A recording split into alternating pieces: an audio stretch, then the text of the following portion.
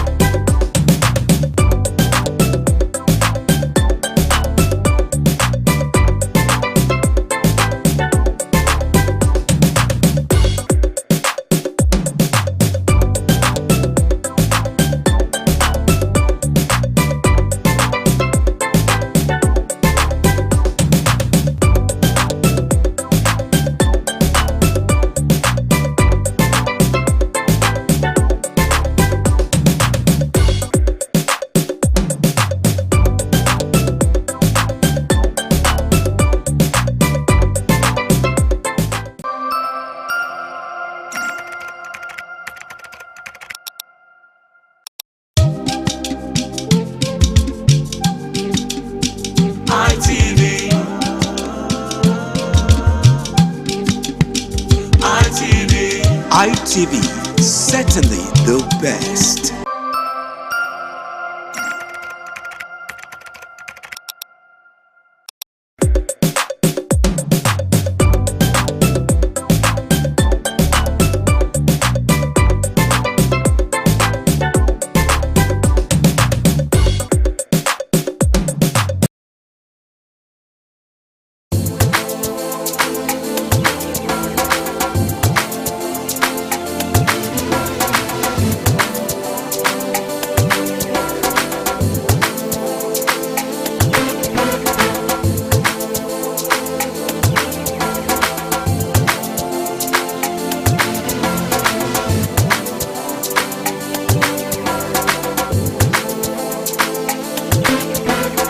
Welcome to Market Survey, your weekly guide to the pulse of trade and daily living in Benin City. Today, we take you to Oluku Market. Oluku Market serves as a key distribution point for goods coming into Benin City from the northern Nigeria and other parts of the country. In recent months, the rising cost of food items has continued to affect households, and onions, a key staple food in almost every Nigerian meal, have not been spared. Once considered an affordable ingredient, onions have become noticeably more expensive in many markets. On this edition of Market Survey, we focus on the price of onions in Oluku Market. We'll find out the current market rates, what's driving the change, and how traders are coping with the new realities. Stay tuned as we bring you insights straight from the market.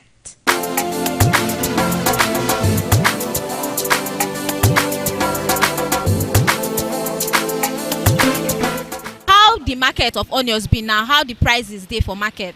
So the price don't come down small. No be like it before. Okay. But now the bag you dey ask Abi how are they selling for there? Yes. Abi for the bag.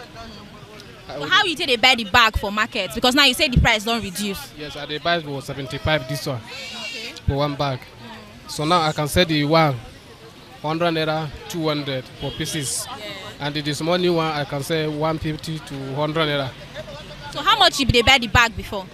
Before it cost so it don't reach 300, 2 something, 280. But now it don't come down way. So all those ones where you tie for them now, what will be the least price, the smallest price where you fit sell them? Na 200. Yes, 200. And this one what they put up on salad, they say 200. So now your customer now they complain say the thing still there on the high side, even as you talk to say it don't come down. It don't come down now. Any person where they buy onions now, you know say it don't come down. Because the smallest one before now be 200. We get the one where they said before 500. Okay. See now I can say 200. You know say don't come down. The price don't come down way. Tie 200 this one. This one now you tie 200. Yeah, 200. So now be the least. And I be the last amount this so one. You not get 100 naira own. 101. This one is a small. I put the 4 point inside 200. Okay. And the small one this type. This one like this, now be 100 naira for one. Okay. And the second one this type, I can say 200, 500. Okay. And 200 naira for one. 200 naira for one, 500.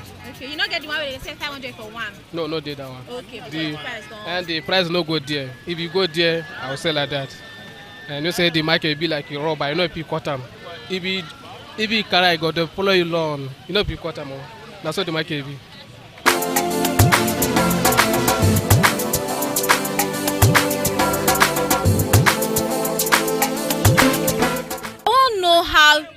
How onions be now for market, how you take they sell onions for market. But firstly, I want to know that price is don't reduce. No, now onion don't cost now. You don't add money well now. Yes. So how much now you say they buy the bag now as it don't cost? Now 120 after they buy back now. 120? Yes. The bag gets different sizes? It gets small, it gets big one. Big one 120, small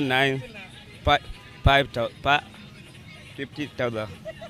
So how much you pay till they buy them before? Because now you say it don't cost. Before that time where no cost. I they buy small one 20,000, big one 50,000. Okay. Yes. So but now that big one don't be 120,000. Yes. So this basket with your hand now, if you full them, this small one with the inside, how much you take they sell the onions if you full them? If you put that, I will say down 5,000. This one 5,000? Yes. Last, even if the person price? Last, yes. Then this other one, if you full, how much did they sell? I will sell it for 8,000. This one 8,000. Yes. Even if the person price now still 8,000. I will pick come up 500 for her now. Yes. So this one 8,000. Yes. This one 5,000 last. Last. So which one be the least price where you they sell? The smallest price where you they sell? You say if you sell last for like the small amount where you they sell for your onions. Onions 500. 200 naira the smallest price. 200 naira be the smallest price where you buy. 100 naira now no day. Okay. So now when we say the price now don't increase the way you take talk. Customer where they come buy now they complain, they give you say this thing too expensive. If I give person, if you know like I may drop my onion now.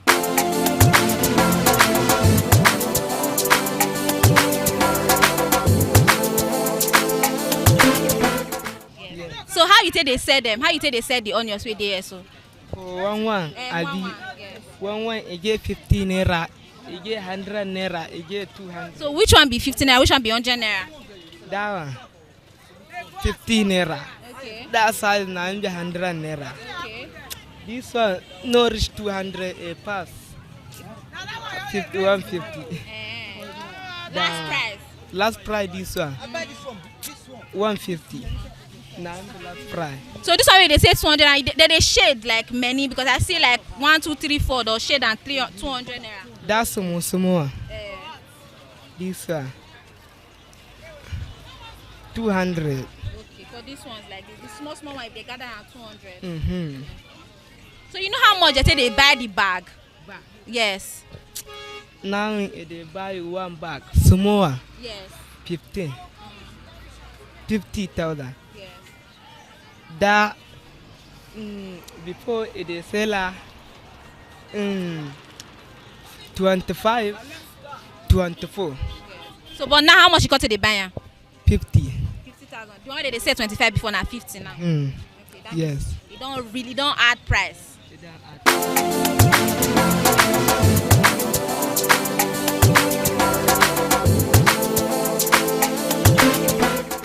From discussion with traders here in the local market, it's clear that the prices of onions are seeing a significant rise compared to previous months. According to traders, most of the onions sold in Benin come from the northern state, particularly Kano, Sokoto, and Kaduna. Transportation costs remain one of the biggest factors behind the increase. The high price of fuel and the cost of loading and offloading goods have all contributed to the upward trend. Seasonal changes also play a role during the rainy season. Onion supply often drops because excess moisture affects storage and causes spoilage. As a result, fewer onions reach the market and prices rise sharply. Traders say they struggle to balance profits and customer satisfaction. They buy at high prices and are forced to sell at higher rates, knowing that too much increase could drive buyers away.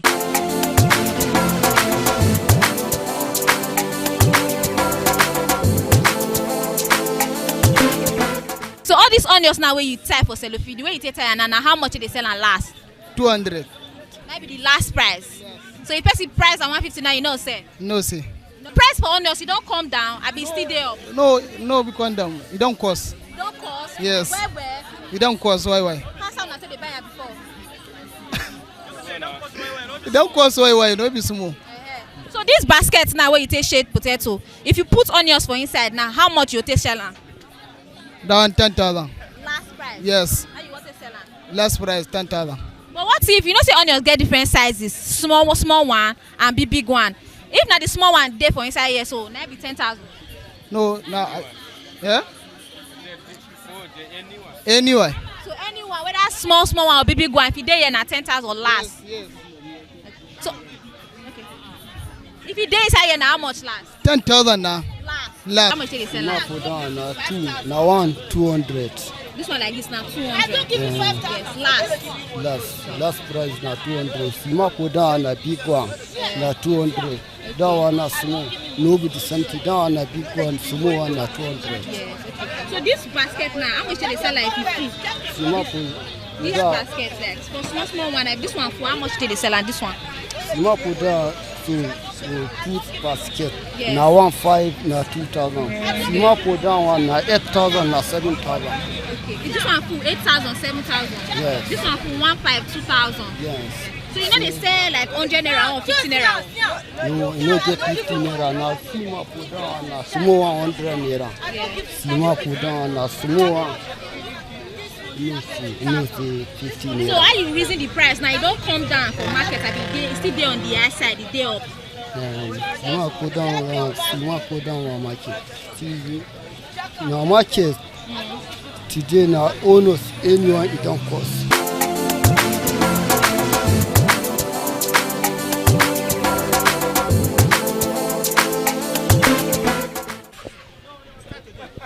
Good afternoon, sir. Good afternoon, sir. Good afternoon. As this your onions be like this for this rubber now, how much did they sell? We sell at 20,000. Last price. The last price. As it be so because now small ones there. If na big one, a different price. If na big on different price. How much you sell if na big? 25. Na seller. Last price. Now small ones like this one are 20,000. Na 20,000 because a single is 100 naira. This small one is 50 naira. Okay. So I would say if people space one say or pick on this one 6,500 or 7,500. This one is 6,200 or 5,200. That's why to sell it. This basket now. This one basket I feel sell at 5,000. This one. If you full. If you shave and wear 5,000. If you shave and wear because now when it don't come down now. You don't come down. It don't come down. How should people this one go this 15,000 or 20,000? So now it don't come down now. So how much do they buy bag as you don't take contact? The bag, the small bag that is 50,000. The big bag that is 70,000. I will sell it. Yeah. Now they buy. Now they buy for ring roads. Yeah. How much they buy it before? Wait cost. Before 150, 200 massive. So now they don't really draw. You don't need to draw. So all those ones now where you shade, all those ones where they sell it. How much? It's a 200. 200. If we sell it, it's 3,500. Okay, the three. If you share this three now, person buy at 500. Yes, so if you sell it. Okay. So even because of the problem why we facing, now because of the road. Before onions come here, motor don spoil. So that is why if not only go come down way. So now you say the reason why the price still there. Yeah, so because of the transport. For instance now, if you buy timber for that side, so before you come here, some of them don't spoil. So this 3 of them, I go take increase the money so that I go see small money for inside. If not, only is not supposed to be like this. So it's supposed to come down. Now because of the road what we are facing. So that is why. But why they be like that? How many days did they spend for road to they come? If I buy on Thursday, so motor pick on Saturday or Sunday. So because of road, the fee reach Monday or Tuesday before you come here. How should they no more? If a motor enter road on Thursday, Friday, in the evening, it's supposed to reach Benin here. So now because of the road, that is why owners go take before reach. So I wish now my store today, you go see many bag wey spoil. So if you know because of down, owners go just come down like this. So that one now you think say that be the reason why make it. Make it dey small. I wish you get better road normal. So if owners motor enter on Thursday, Friday, in the evening time on the night, motor go reach Benin here. Owners no go spoil. So instead they reach on Saturday, it never reach on Monday or Tuesday. Now you go come because of the road, hot dog and lack of hot for road. So that is why. But if you know, this onions now you get the season where we say it's a cheap, where we say now it's season for onions. That season within now. Now so this one season now. That season within now. Why? Because that season only for Kano. This one are Kano onions. Okay. So Sokoto and Aleru, Kebbi State in Barish. Okay. In Barish. Maybe before Christmas, Sokoto and Kano, Sokoto and Kebbi State. So they want to bring come out. So now only Kano now get onions, and they under the season of onions.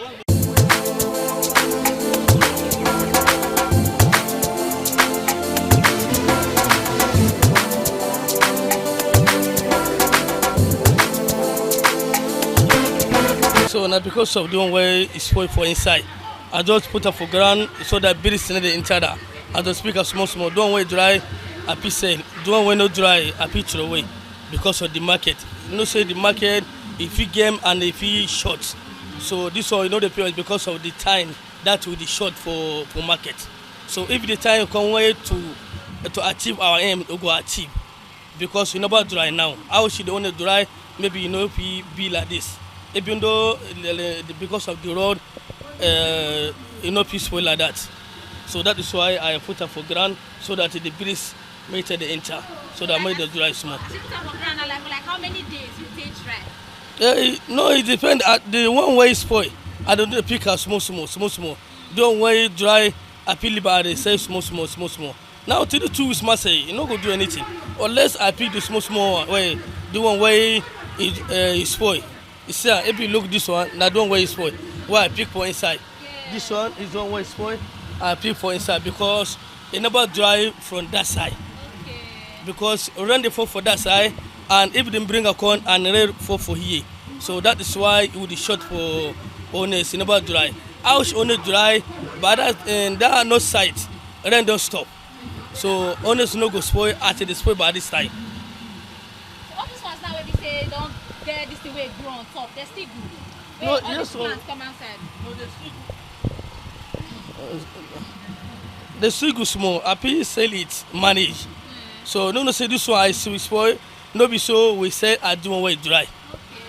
So that is why we don't manage for onions. Why? Because the time way to achieve we be achieve. The time we be short because market na so market be. You get the day where you enjoy the market, you get the day where you short. So that is why now we the manage. So what be your advice now for people maybe say still they buy in bulk like this? Maybe say they go see like almost all of them don't almost spoil. How they will take preserve them?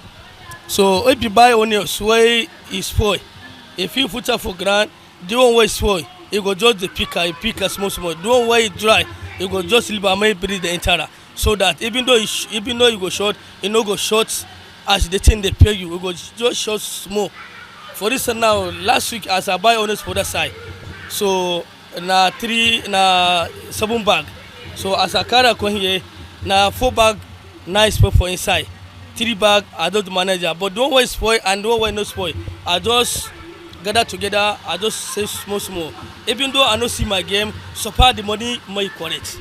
So that is why we do the marriage. So how na say they preserve am may not spoil? Maybe the one where you bring come, where you buy come the bags. How you say they keep am may not spoil, may water not enter? So now I know they buy many because we never dry. Okay. And they buy small. Like 7 bag, 5 bag, if you are corn. I pay seller the 3 bag, I pay put up for grand. So that I they say small. Before next week, I don't sell a finish. So now so market be with the marriage now.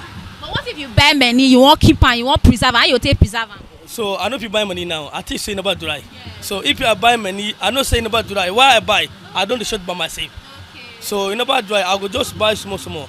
If time reach to buy many, I go buy many. Why? Because that time the north side rain stop and here rain stop. So don't drive for that side. If I come here, you see dry. So I know they buy many. If I buy many, I know say na my own. I don't should. Why? Because I know say for that place, only so never dry. Why I buy many come here?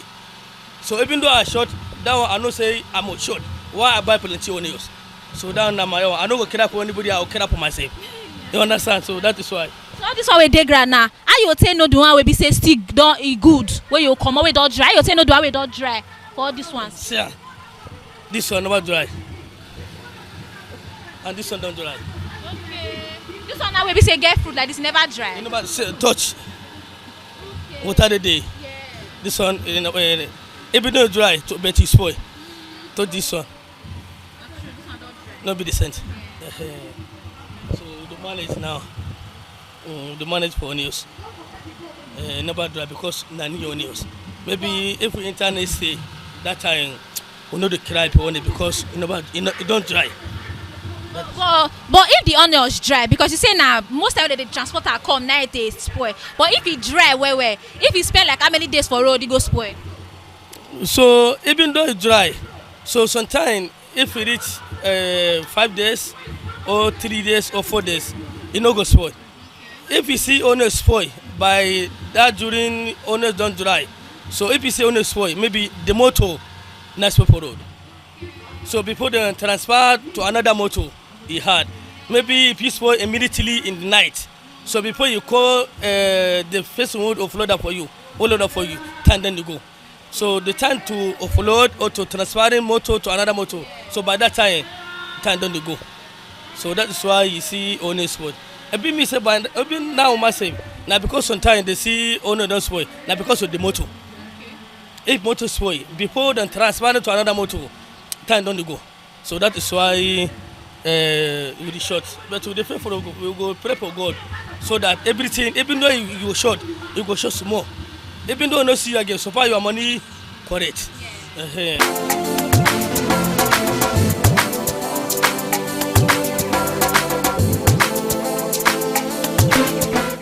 Overall, the market survey shows that the rising cost of onions reflects broader economic challenges, from transportation to inflation and seasonal shortages. Still, traders remain hopeful that with better transport conditions and more stable fuel prices, onions will soon become more affordable again.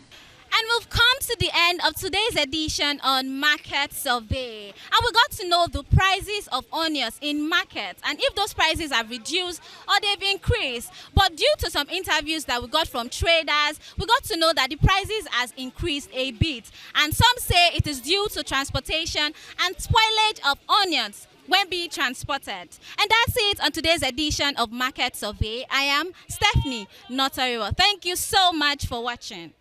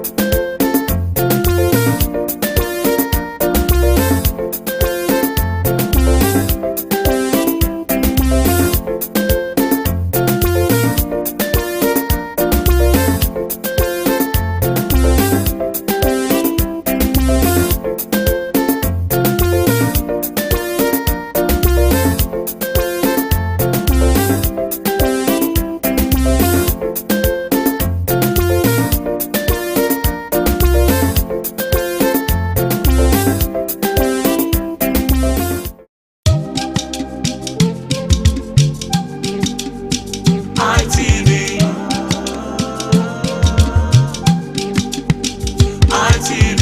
ITV, certainly the best.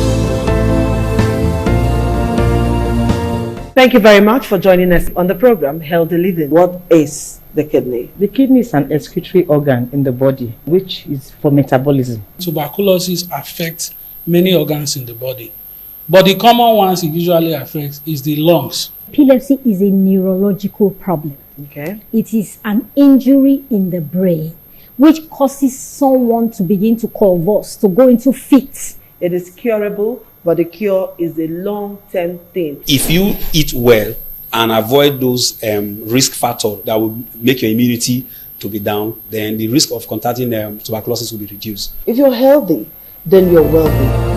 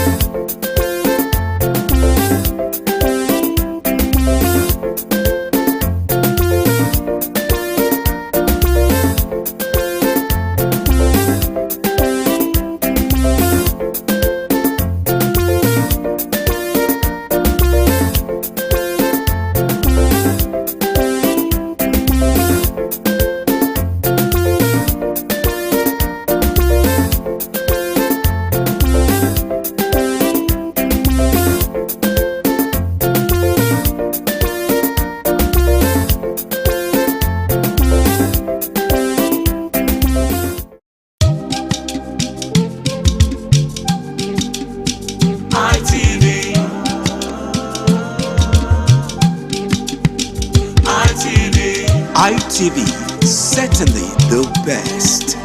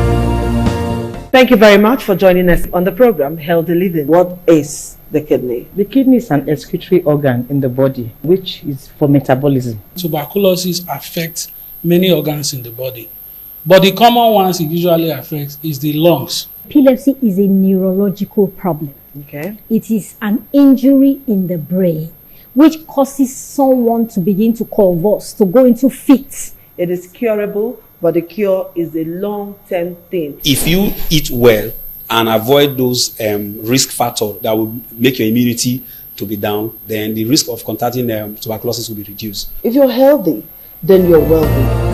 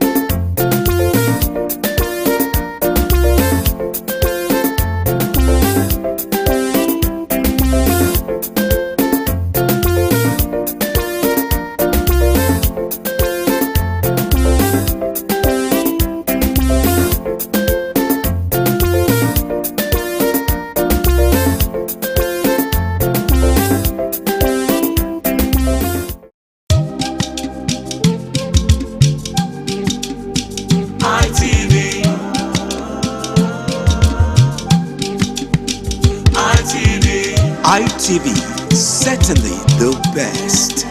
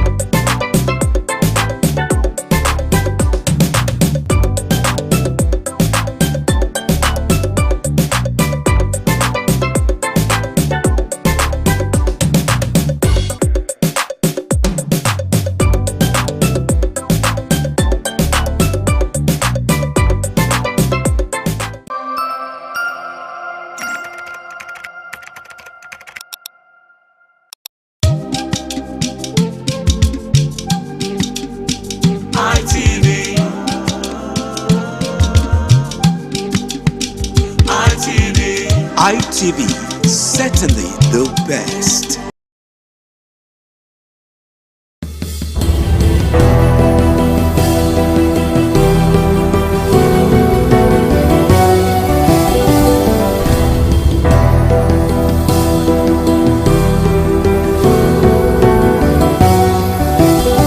Independent television and radio here in the city of Benin. I hope you are having a very fantastic Friday afternoon. It's been very hot, but what we have to do is to keep going. On the show today, I have two wonderful guests with me, but before I introduce my guest, I'd like to say, if you've been following us on this program, Hitches and Voices, we've been on a series for the past 3 weeks, which is on disability, love, dating, and marriage. And I know many of our audience out there, many of our fans, followers enjoyed that series thoroughly. But we're moving away from all that, and today our focus will be on the International Day for Persons with Disability, coming up on the 3rd of December this year. It is a yearly event, and who else to talk about this than the guest I have with me in the studio today, Executive Director, Network for the Advancement of Persons with Visible Disability, NAVID, Melody Omosa Esquire. Welcome to Hitches and Voices. Thank you very much. I'm glad to be here. I also have with me in the studio, Executive Director, Christabel Otueru Foundation, Onome Otueru. Welcome to Hitches and Voices. Thank you for having me here today. And we have a brand new sign language interpreter for today, standing in for Cynthia Godwinaya, Isosarime Osabunye. She'll be interpreting for our deaf community. I'd like to welcome her to her maiden appearance on the program, Hitches and Voices. My name is Kingsley Okoje. Don't forget that this program is powered by Network for the Advancement of People with Visible Disabilities, NAVID. NAVID is a known name in Edo State and in Nigeria that is advocating for the rights of persons with disability. Without wasting so much time, we delve into the program proper now. I'd like to ask the Executive Director, Navi, the very first question. It's the International Day for Persons with Disability, a yearly event. We all know that that day is set aside by the United Nations to celebrate persons with disability. But Navid, who has been at the forefront of the advocacy for persons with disability, has seized the opportunity of that day to have the Rights Above Charity lecture. And I know this year will not be different. You're also planning to have that same lecture, which is the 14th in the series of lecture. Can you just take us through some historical background about the International Day for Persons with Disability and the Rights Above Charity lecture? All right, thank you. And again, I'm glad to be with listeners and viewers today. The United Nations in 1981 through 1991 declared a decade of recognizing the contribution of persons with disabilities, and they call it a decade of celebrating persons with disabilities. It was an era where particular attention was paid to persons with disabilities, their contributions, their resilience, the challenges, their plagues, their effort. And at the end of 1991, they decided in 1992 to set aside a day yearly to celebrate the contributions of persons with disabilities. By the reckoning of the United Nations, the world's population of about over 8 billion have 15% of that as persons with disability. If your mathematics or arithmetic is anything to go by, you will know we're talking about over 1 billion persons that live with disability. So it's a significant population of the world's demography that needs to be recognized. That's like 2 continents put together. Thank you very much. So that journey started in 1992, and since then, every year, attention has been paid to breaking down the barriers, as it were, identifying issues that militate against the integration of persons with disability fully into society, so much that they can operate and function on an equal basis with people without disability. So it's either hearing that it's either they are trying to break down one barrier, emphasizing inclusion and access. That's been the trajectory since 1992, and this year is no different. They are fostering inclusion fostering inclusion and leadership of persons with disability to make a society that works for all. That's what UN is looking at this year. Then at NAVID, in 2011, we inaugurated the Rights Above Charity lecture, principally to emphasize the rights of persons with disabilities to coexist with their counterparts without disability on an equal basis with others, emphasizing their rights to political, economic, and social inclusion, recognizing the fact that disability, as it were, is a social construct. And when that is viewed from the lens that it's society that makes disability, then society also needs to find a way of appreciating the diversity of humanity and allowing everyone within their space to contribute to growth of society as much as they could. And like you said, since 2011, we have had a bit of history. This will be the 14th in its role of celebrating the International Day of Persons with Disabilities with a lecture themed Rights Above Charity lecture. Like you also noted, the celebration is on the 3rd of December, which is Wednesday, December 3rd. And we've also planned to have activities, not just a lecture. We have a rally and also a lecture to commemorate this year's UN Day for Persons with Disabilities. Beautiful. Executive Director, Christopher Otero Foundation. Your organization has been a big ally of the disability community, and you have participated in several International Day for Persons with Disability. How significant is that day for you? And why do you always partner with the community to celebrate that day? Well, I will answer that question by saying we are not just allied, we are parts of the disability community. Because we don't just see ourselves as partners, but we are also part of that community. And that day, the way we see Christmas is the way I and my people see that very day. It's a big day because that day is created to create awareness to the society, because the way the public view people with disability in this part of the world is not that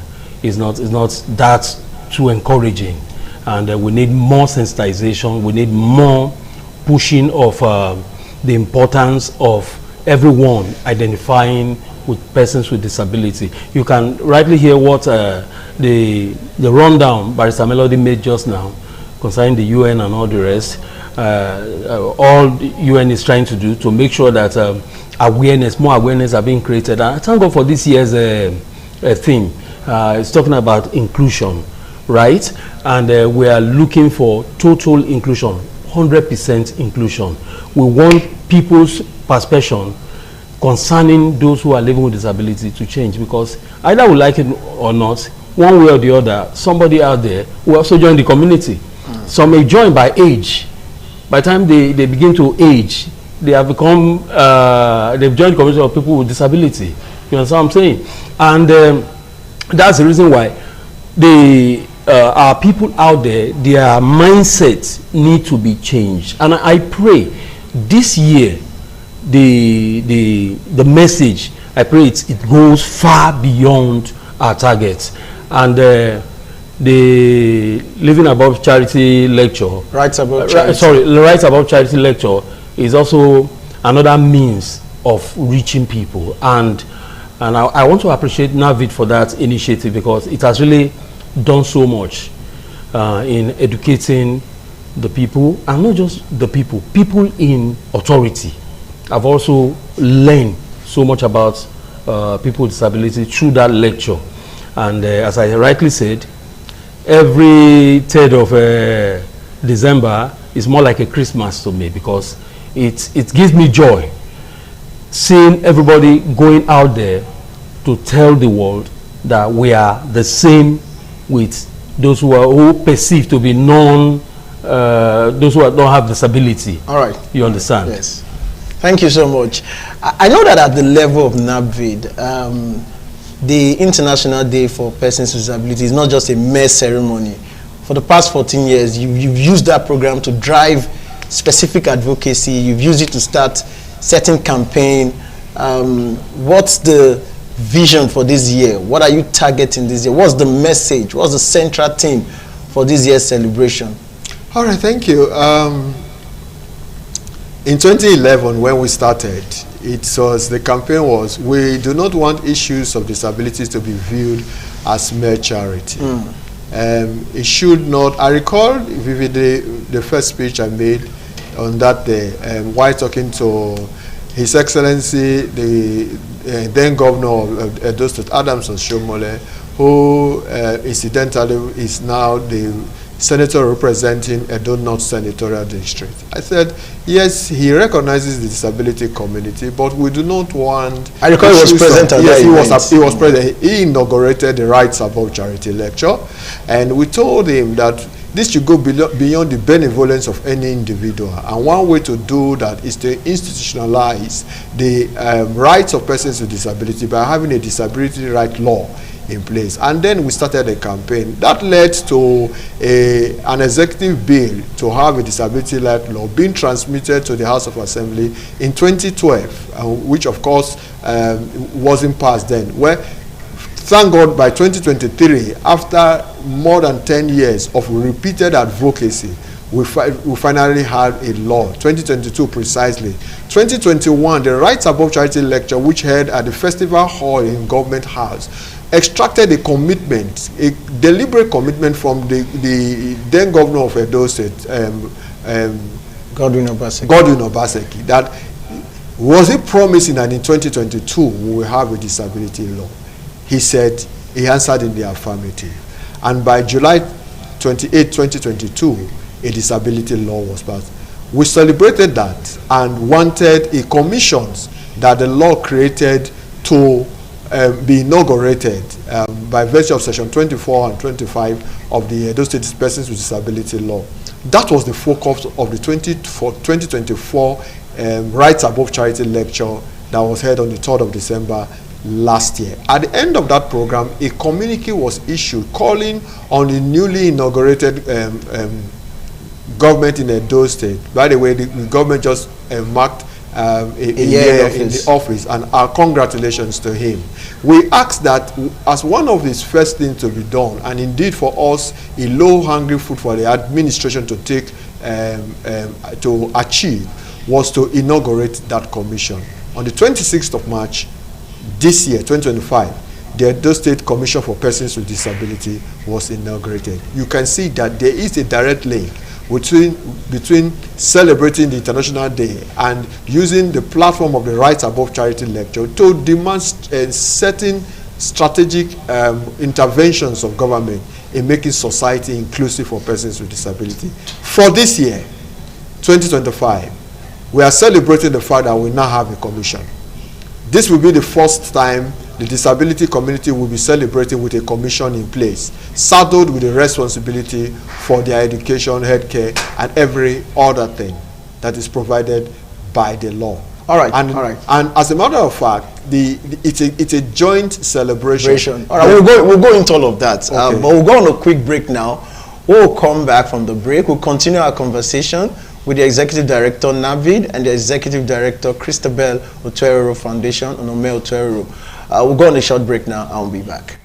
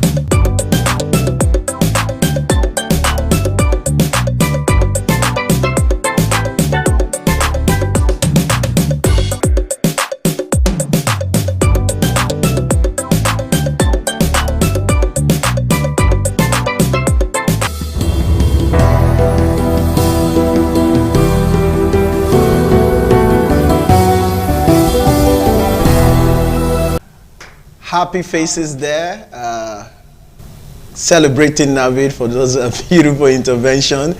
At the level of NAVID, we do our best to intervene in the lives of persons with disability. And just in case you love what we do, you want to support us to keep more smiles on the faces of many persons with disability in Edo State and in Nigeria at large, you can support us. Our account number is on your screen. Give the little you can to advance the cause of NAVID. We'll go back to our conversation now. Don't forget, our conversation is on the International Day for Persons with Disability and the Rights Above Charity Lecture coming up on the 3rd of December. And with me in the studio is the Executive Director, NAVID, Melody Omosa, Executive Director, Christabel Otuero Foundation, Onome Otuero. Once again, gentlemen, welcome to Ages and Voices.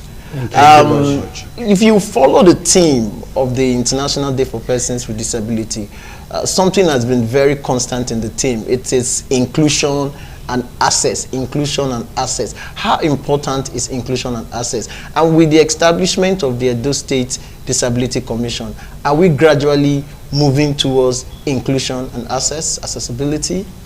Well, for us to have inclusion in society, it needs to be particularly legislated on. And that's why we have the law for protecting the rights and interests of people with disability in the first place. Like I said earlier, was enacted in 2022.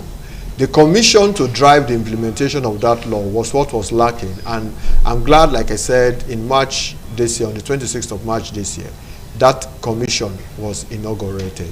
It is to drive inclusion, regulate the activities of government through its MDAs, Ministry, Department, and agency, ensure that there is inclusiveness in their programs and policy, and we have a watchdog at its will in the commission to ensure that all of this is made possible. The commission reached out to NAVID and to the Joint National Association of Persons with Disabilities, JONAPI, to say that they will want a joint celebration this year. And so for the first time, the Edo State Commission for Persons with Disabilities is working with NAVID to celebrate the Rights Above Charity Lecture this year. So both the Commission, NAVID and JONAPID, we all are collaborating to have the 2025 Rights Above Charity Lecture.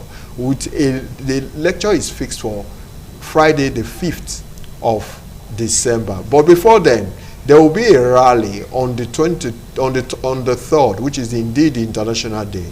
We'll have a rally, we'll go to Government House, show our appreciation to government on inaugurating the commission, and also charge government on what they should do better to ensure that the commission is effective.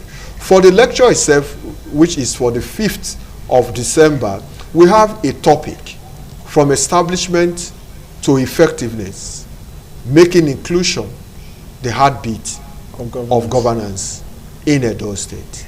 And we think that it is not just one of these bodies that should be put in place, but left not to carry out its statutory responsibility. Government must empower that commission to drive inclusion as far as programs and policies of the state is concerned. We have a lecturer, Professor Ngozi Unogbe. She is the Director of Research and Development in the University of Benin.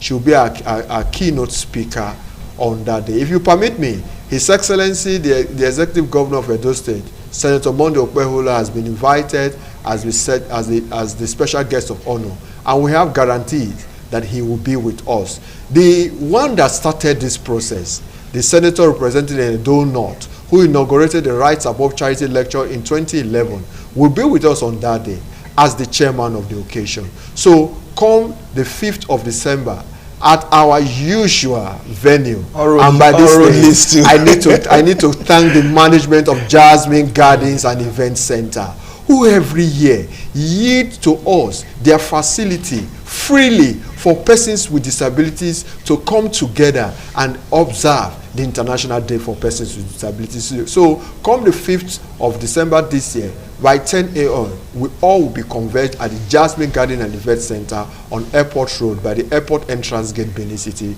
to observe this day. We are sure that just as we have the commission come into force by virtue of our advocacy last year, we are going to see a difference in how government is going to run come 2026, and Edo State will be ready to set the pace for order to emulate as far as setting the agenda for inclusion as it regards persons with disabilities is concerned. Beautiful. Mr. Nome, you belong to the civil society organization. How can we assist this commission to become more effective and not just become a dormant commission?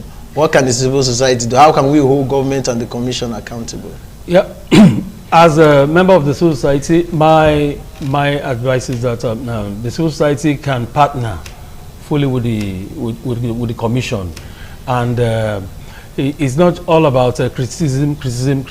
Let's also look for a way to make the commission stronger, and also help in suggesting ideas that will move the commission forward, because it's new.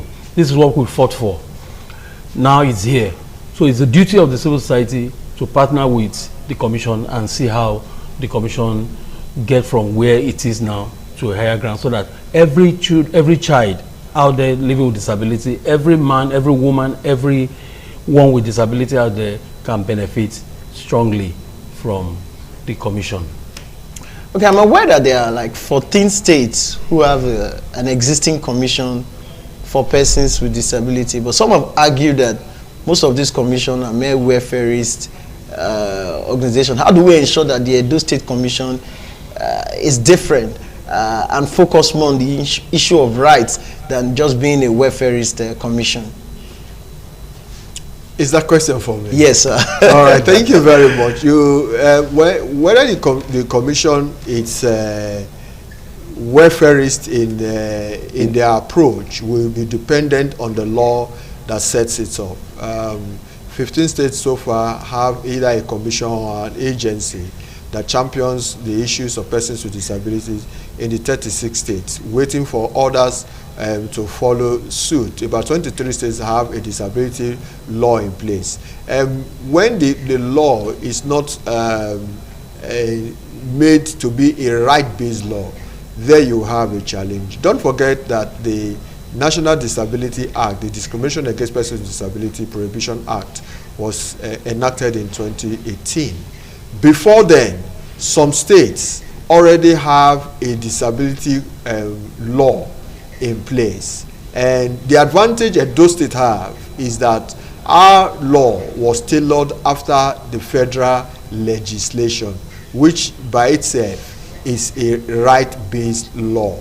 And so it is not going to be, it's not a welfarist. It wasn't created to be a welfarist body, because issue of disability has evolved from being a charity base to being that of being a human right base. So that's why it's a disability right law that we are talking about here. So we do not think that working together with government, civil society, and keeping to the letters of the law, Edo State Commission will just be welfarist without addressing disability from the standpoint of rights. Rights. Yes. All right, just take us through a rundown of some of the speakers that has participated in your event and what we look forward for Wednesday and Friday. Like I mentioned, we have Professor Ngozi Onuegbe,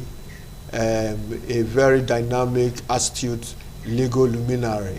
She will be speaking to us on the 5th of December. She is coming on the heels of several heavyweights. We have had people like Justice Peter Hihero on our platform. In fact, he was the first speaker. We have had Professor Eddie Eragbe of the University of Benin.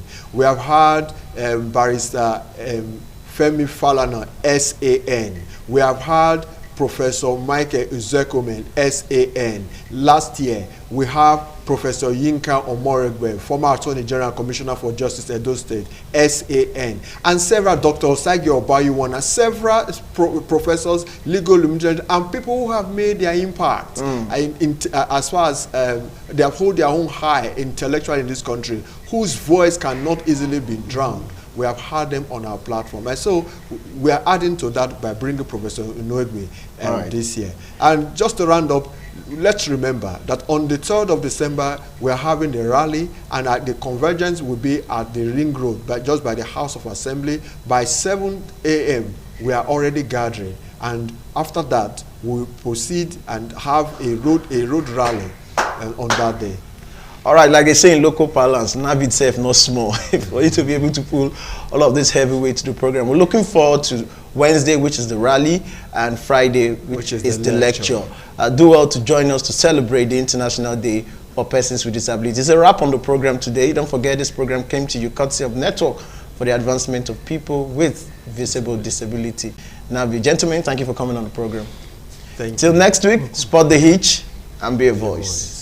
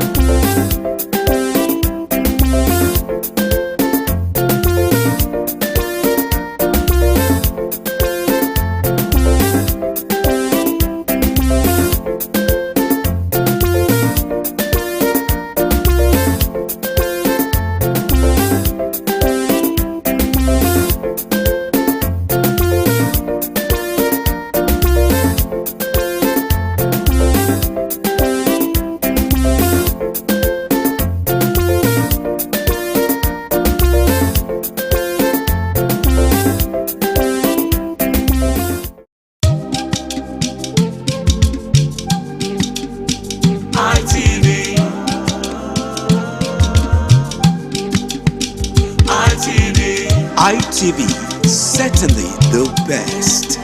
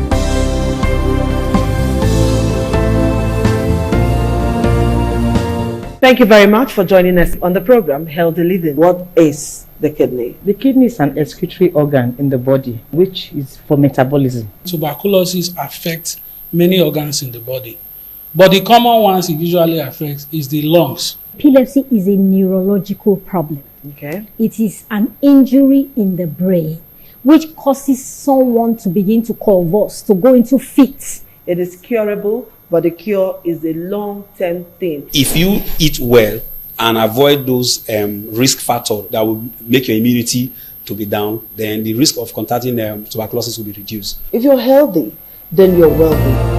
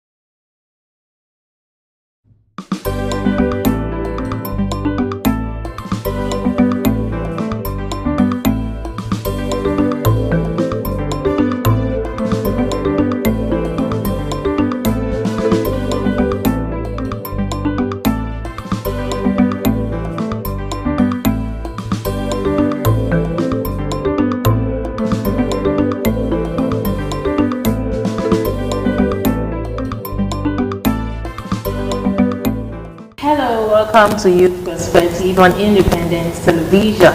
I am Joy Obaisiago, and as you know, on this special program we talk about societal issues and then we'll look at them from the youth perspective.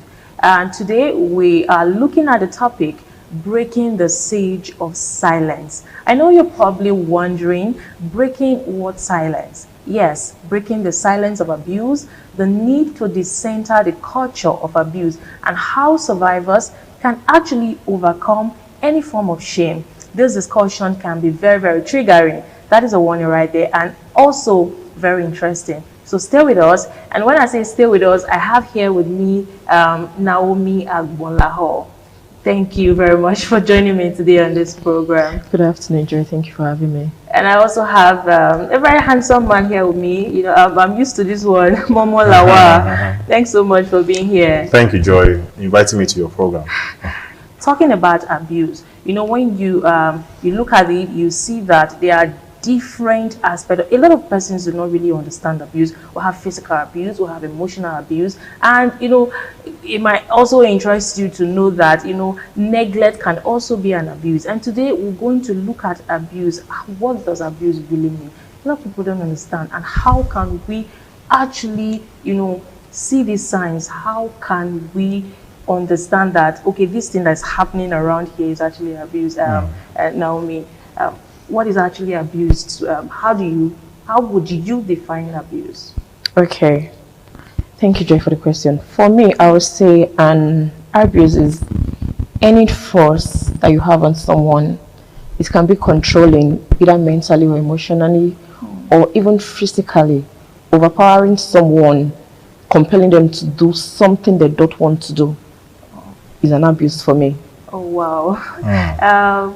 Mr. Momo, you want to add something to that? Yeah, I think she said it all. Any act that intends to, you know, control or harm or intimidate another person, whether it is physically, emotionally, or mentally, one can also call that an abuse. Yeah. So that happens sometimes, even in a relationship with people, even at the workplace. Abuse happens every now and then.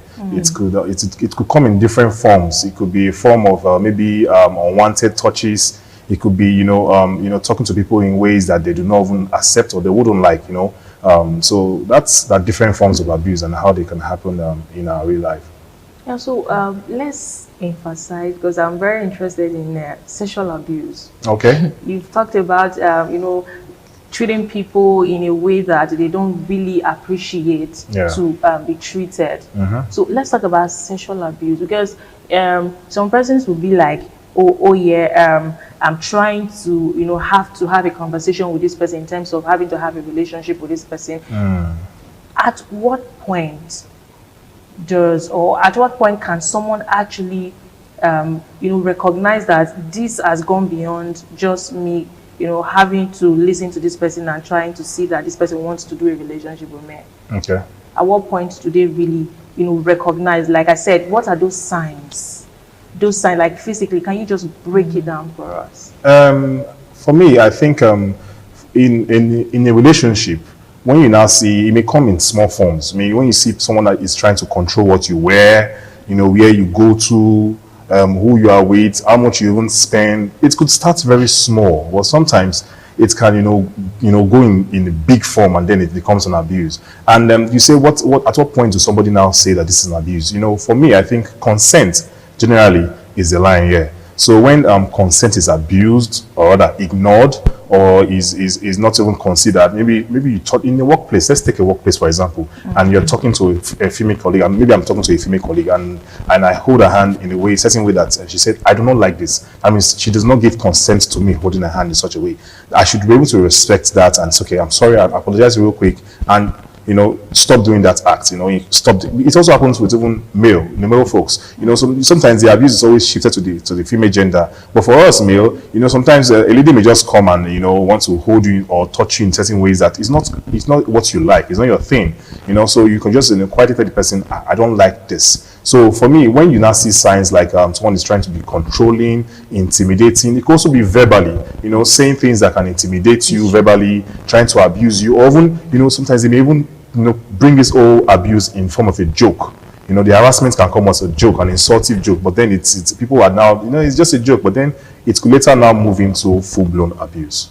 Talking about consent, Yeah. and how can you actually reconcile consent and, you know, verbal abuse? Because that's something that you cannot, looking at it in reality, you think to an extent, can you actually control that? Naomi, you want to add something to that? Yes, for me, I feel you can actually control your consent. Like you said, if someone is touching or talking to you in a manner you do not like, you have the right to say, I do not like this. Do not touch me. There should be a point where you learn to draw the boundaries. You get? And if you disrespect me for telling you that I do not like this, I have the right to do whatever I feel, or whatever I feel is right at that particular time for me to do. If it's necessary, like using the workplace as an example, I can report it to a higher authority. Do you get? And if you happen to be the higher authority I can actually draw the line of saying, okay, fine, if I don't want to come in contact with this person again, I just have to leave this environment, this vicinity, so it can stop. Really, there is actually a time where you can draw the line. And when you're drawing the line, be firm with your yes and be firm with your no. Let your no be your no. When you are saying your no, don't say, no, Joe, don't touch me again. Let you start, like, be firm with your word, like, no, I do not like this. When you are firm with your word and in the manner and approach in which you pass that message to the person, if the person is sensible enough, the person should be able to tell that, okay, fine, this particular person do not like this, then I should stop. You want to add something? I'm just adding to what she said, the no part. You know, sometimes this no, I've seen a situation whereby the no was not even pronounced. It was not even said because this victim was scared, like was astonished, was shocked that did it just happen? Why would this man just, you know, tap me in my butt? Did it just happen? So before the victim is even saying no, the person may think it's something that the person liked, that the lady liked. But then that fear that person is not able to speak up at that time does not mean consent. Okay, it doesn't mean that the person actually likes what he's doing. So it's always good to have clear communications to understand. I'm sorry, I was walking past you and I mistakenly tapped you. I didn't do that intentionally.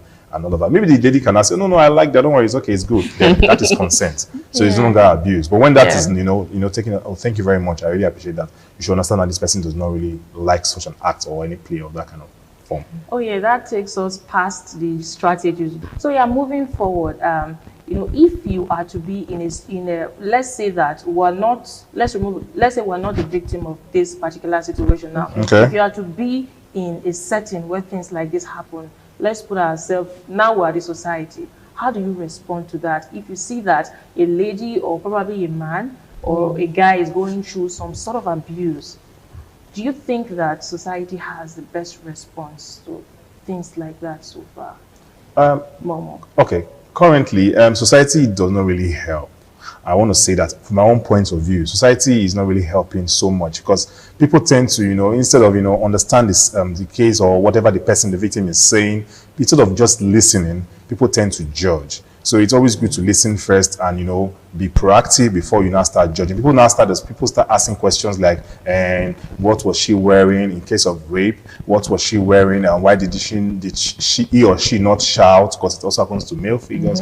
So why did this person not shout? Why did the person not report on time? Blah, blah, blah. So we have many reasons why society, you know, failed. But I'm going to just say this. In rare cases, just rare cases, we have this accusation, or when people, you know, make false accusation on people, and then that victim, that person that is now being victimized, you know, if this also it does not only affect that person that is, you know, being falsely accused, it also affects the real victims out there of several kind of abuse, because now people now tend, it's now very difficult for one to actually believe any story that may come out because of these rare cases of you know, forced abused people that come around and say that this was happened to me and this did not really happen to them. So that is maybe that may be a reason why society is, you know, tend to always trying to, you know pick, but that is not enough reason.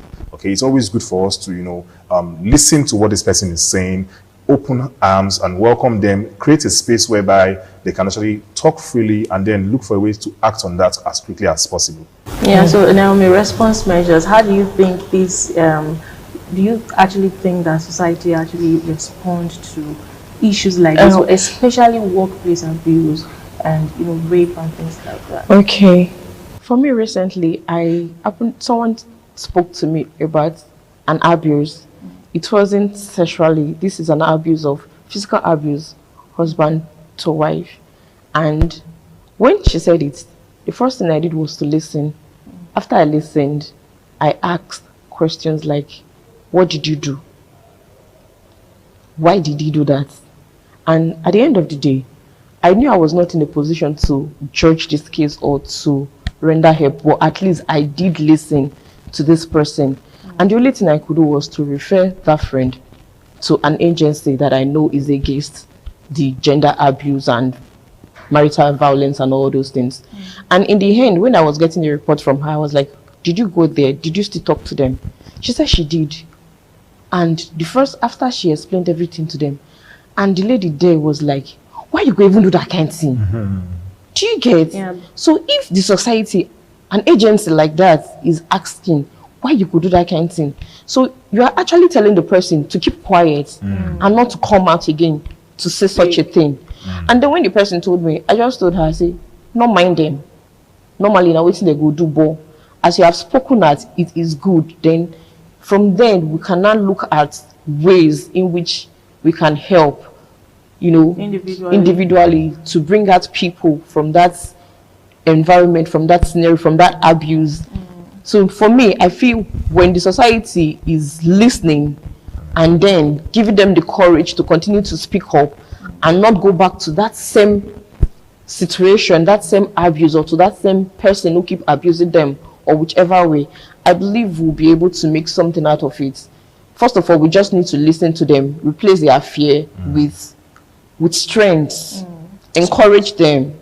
When you encourage them, when you give them the strength, when you give them the encouragement and everything that they need, I believe more people will come out, and then the society will be able to welcome them and respond to them effectively. So talking about rape and sexual abuse, you know, especially in relationship, now you're already intimate with this person. How can you actually decipher that? How can you, you know, differentiate, or rather, I don't really know how to put it, but I know you guys understand what I'm trying to say. Like, you're already intimate with this person. You're in a relationship with this person. Now, there's some kind of, you know, scenario that looks like rape.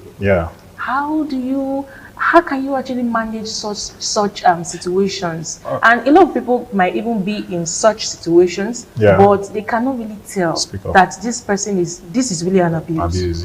But just because they are already intimate with that person, so it is now as though it is a normal thing. So can you speak on that, Momo? Yeah, you know, relationship whereby you now hear cases like I was raped by my fiance.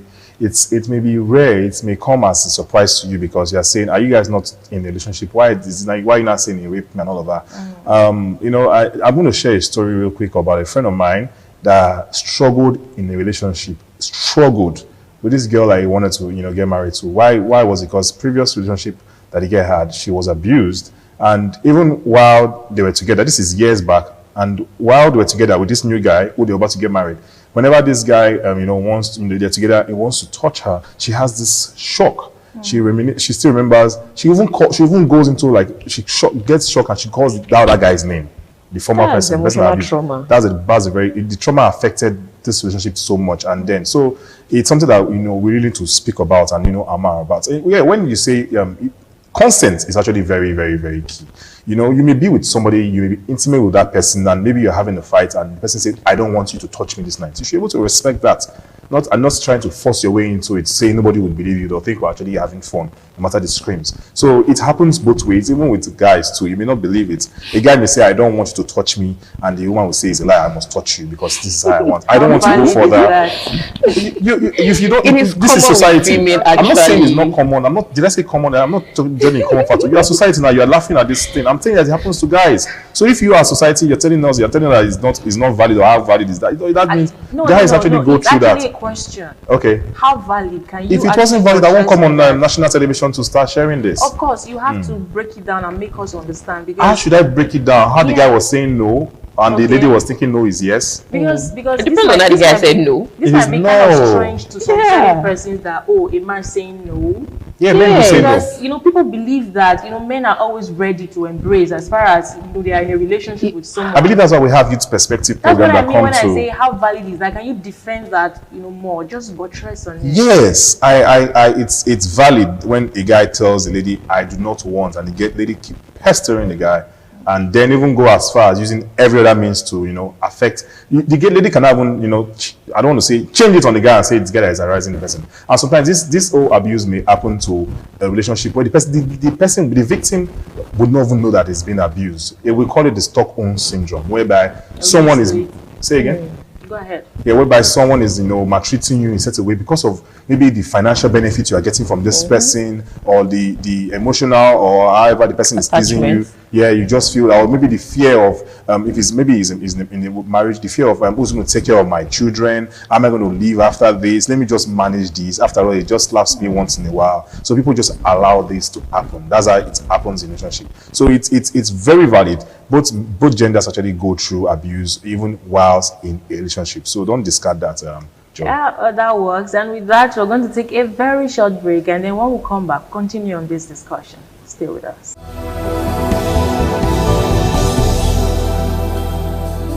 All right, welcome back. If you're just joining us, this is Youth Perspective on Independent Television, and right here we've been talking about breaking the siege of silence. We've talked about how you can be how survivors can actually overcome shame, speak out, and how you can identify abuse when you see one. So moving forward, Mr. Momo. Yeah. At some point you talked about financial abuse. Controlling someone's finances. Can you just break it down? Can you make us understand, like, I'm working for my money, and because I'm in a relationship with someone, they are controlling my money that I am working for? Does it sound strange to you? It happens. Can you talk about That happens where maybe in some cases, maybe if the lady is earning more, or the guy is ending in a particular way. I want to use ladies because I think this is more common with ladies. Financial abuse in terms that, man is a provider, and then it can come in both ways, in a way that, telling you what to spend your money on, telling you what to buy. It should be form of a suggestion rather than saying, if you don't buy this, I'm not going to, So the woman is now subjected to saying, I want to do this, but because we have to. The women are supposed to be submissive to their husbands, right? But then it can be so much that the woman will not even have a breathing space. And also, it can also be that the financial abuse can also be that with the man, the husband, will release funds to the woman because of one thing that happened or one or two things that may happen before. That's another form of abuse. So, but then why I use financial abuse was because some persons some victims may choose to stay in that relationship because of the financial gains that they are getting. And some persons may just be scared that they go out to society may not even hear them. They'll be ashamed of the stigma that may come from, expressing these things. To say, now let you 9 day, if you not fit, me you come out, another person go enter. Such comments shouldn't be coming from a human being, talking of a man or a woman. So I like to always tell people that you should, instead of just judging or rushing to conclusion, you should listen to what this survivor is saying, because I call them survivors. If you can come out and speak against or talk about what you've been through, you are a survivor. So listen to what you are saying, what the person is saying, and try to understand and listen first. Then you can maybe judge later if you want to. I don't think we need to judge. Let's do the judging part and see how we can actually address this holistically. So Naomi, coming from a woman's perspective, can you talk on that? From a woman's perspective, like me generally, I love to have my money, and I believe every woman wants to work and have their own money. We should be financially independent. We shouldn't depend on man for our daily upkeep. So coming from what he said, saying being controlling about your finance, I don't think a man or a husband has the right to control the wife's or the girlfriend or the fiance's finance. It is not ideal. Your money is your money. She's not controlling you, so you have no right to control hers. If I'm just going to say, I will say probably because maybe in this scenario, the woman might not be working and we need to depend on the man for everything. That is when that financial abuse comes in for me. If I'm not working and I'm in an abusive relationship and I don't have any means of surviving when I live there, I will want to stay. You cannot control me with your finance and how I spend it when you give it to me. But if I have my money and I still want to stay alive, I want to be a survivor, like you said, I should be able to work out and not restrict myself to that person. As a woman, how do you manage that situation when you find yourself in a situation where you see that your partner is trying to financially abuse the person? I'll walk away. That would just be me. I will walk away because I still tell you, you have no right to control my finance. Okay, moving forward, we've talked about sexual abuse, and we cannot just round up that discussion without, linking it up with the digital abuse. Okay, cyberbullying. Yeah, cyberbullying. Especially there's one that they call sextortion right now. When someone gets somebody's nudes and then you're going to extort them with that. Blackmail, Yeah. So how do you think society can manage this? Looking at it from the youth perspective, we're youth, so a lot of people that go through these things, you know, are youth also. So let's talk to ourselves. Momo. Well, I feel in that particular scenario, if you want to, you know, as an engineer, if I want to solve a problem, I like to look for the root cause. So how would anybody get my nudes in the first place? It's either I share it to them, or whilst we are alone, we are recording or making pictures or videos of that, you know, our naked bodies. And so I think the first thing is to, you know, prevent anybody from doing that. Do not share, even if it's a one-time view, or I don't know how you guys do it, or you say the person doesn't want to take a screenshot or blah blah blah. It's quite risky. So if you subject yourself to that, it means that first you are to be blamed, but then let's see how we can move on from that. So now the thing is to, I believe we can, you know, put strict laws in place, you know, for things like this. If we hear a case whereby someone is being, you know, in this kind of category, in this kind of situation, we should put laws, and they should be reprimanded and, you know, taken to the prison to, you know, get lots of justice. I think that can actually help in curbing, you know, this sextortion, like you called it, and that's a good approach in my own opinion. Well, I'll take that as your last words for today's episode. So, Naomi, talk to us on that. For me, why would you want to share your nude pictures or videos with someone? Even if it's a boyfriend, even if it's your father, even if it's your mother, you have no rights, because what if it's your husband? You cannot control their phones. What if it's your husband? My husband cannot even ask me for that. I would be wondering, why would he need it when I am with you always? What if it's a long distance relationship and the husband is not there? I will still not share. As a person to usually take this to just let it be pleasing. I will not share, because I don't know, my mind, the way I think, and I might just feel that it is just me and you. Okay. You are with the phone, yes. But what if you have another phone recorded from behind and they are seeing everything? And it might not even be those that record it, most cases. You might see that their friend might just get their phone and they're probably going through it without phone lock, or, you know, they have different lock on phone. We have on WhatsApp. You can decide to lock your WhatsApp, your Facebook, your everything. So people, external persons will not get access to it. So if at the end of the day, this person that takes record or take pictures of your nude and you don't have a phone lock, a friend comes and picks it, sees the picture, shares it to his own phone, another person goes and share, another person goes and share. At the end of the day, your phone, your picture is reaching the whole world without you knowing. And then by the time it's coming to you, you are, I don't know, for me, I'll become sick all of a sudden. Because a lot will be going through my head. It will disturb me. So for me not to go through that process in my life, for me not to go through emotional damage or emotional torture, I will not share my nude pictures, and I will not advise anybody to take my nude pictures. If you do, I will arrest you. I'll sue you. All right, that's on the lighter note there. Viewers, you've heard from our guest today that you can actually, you know, help yourself, especially survivors. If you see that you're going through situations that, you know, seem like these signs and symptoms that we've shared with you today, you know, it is always okay to reach out to people. You know, like some persons say, once you share it with someone, that alone reduces the burden of that, you know, abuse. And with that, we round up today's episode. Thank you so much for always joining us. I am Joy Obaisiagbon. Bye for now.